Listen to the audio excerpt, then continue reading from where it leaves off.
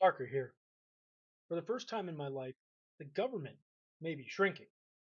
We'll see in time, but what's even better is that cutting the government is in the discourse.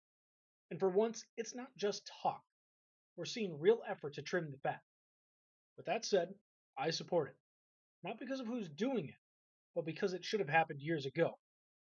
Team Blue isn't making these cuts. Instead, they're worshiping the state like it's sacred.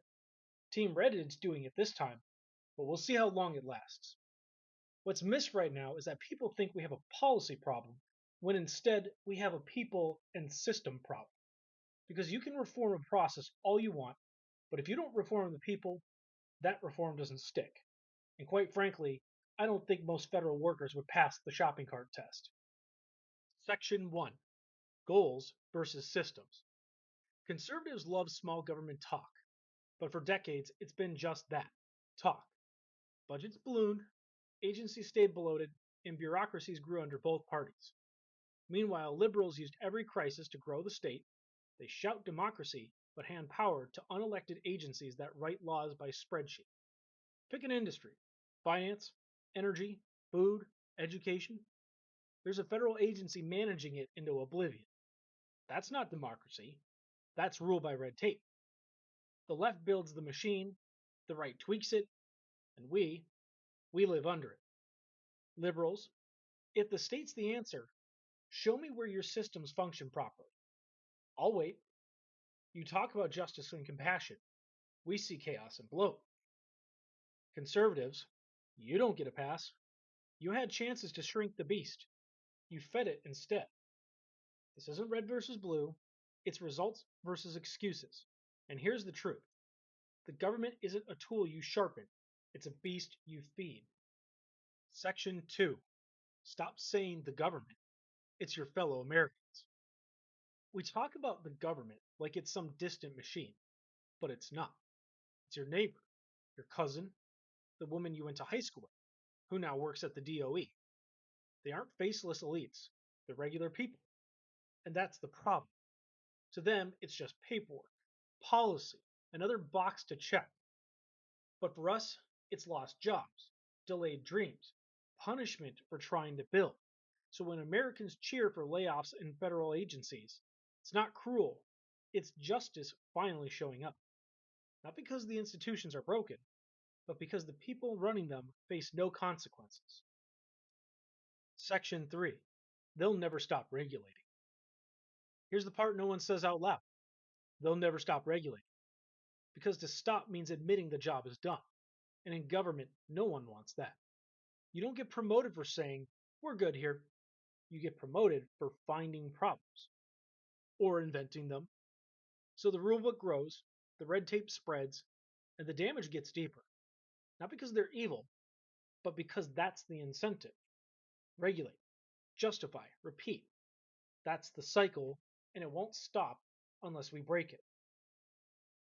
Section 4: A dollar sent is never a dollar returned. People say the government should fund this.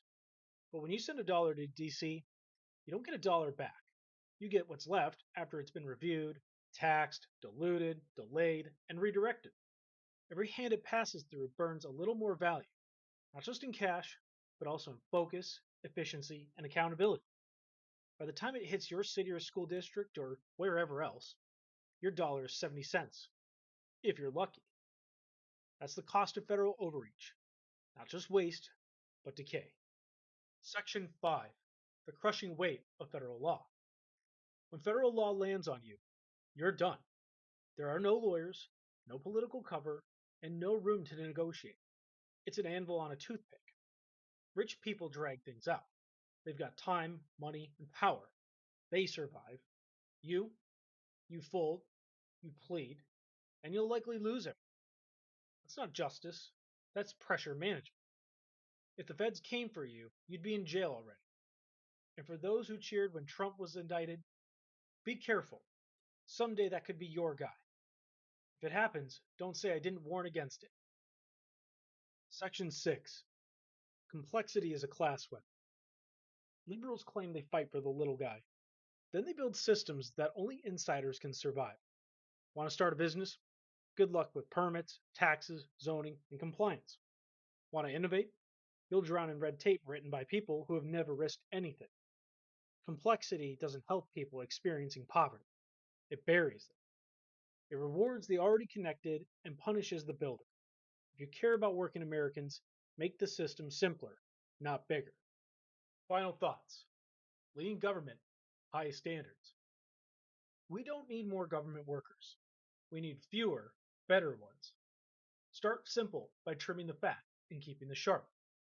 After that, you'll have elite performers who can beat the lazy clock punchers. For the workers who remain, pay them well. To those of you who think good pay for the government workers is bad, hear me out. Good pay does two things: it prevents corruption, and it also draws talent from the private sector. But the trade off is clear: at will employment and no more guaranteed jobs for mediocre work. And more than policy, we need a mindset shift. Government workers should see themselves as servants, not aristocrats. That starts with moving them out of DC and putting them into small towns. Let them see the people they serve. Believe me, I could go on, but I think you get the point. What we have is a small start, but hopefully it's just the beginning of many. This is AnvilHammerForge. Let's get to work.